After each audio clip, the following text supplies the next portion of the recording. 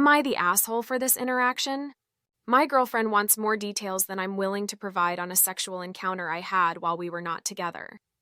Me and my girlfriend were together for 1.5 years.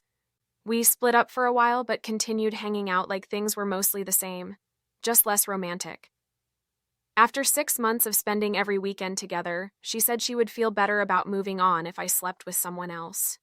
She had pressed this issue a few times in the past, but this time felt a bit more serious. So that morning, I was hanging with an old friend who I had a physical past with, and I discussed the situation vaguely. She took that as a sign to make a move, and with no reason to say no, I went along with it. It felt like it was kinda important for me to attempt to move on. The next time I see my ex, she does a 180 and decides she wants to try to be together again.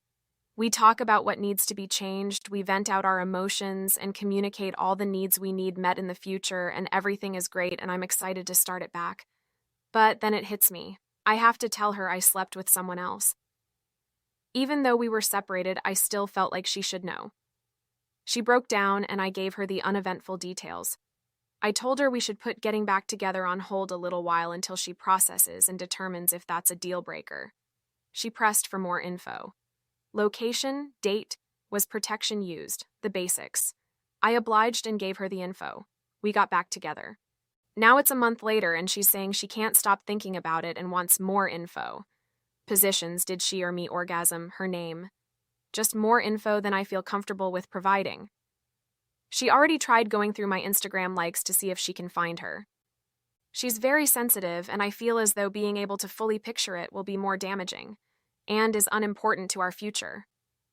I'm torn, though, because I want her to be at ease and I don't want to tell her she can't handle something when she very easily could surprise me. But ultimately, it feels like crossing a personal boundary. Am I in the wrong for standing my ground, or should I dive into the details? Let me know what you think in the comments.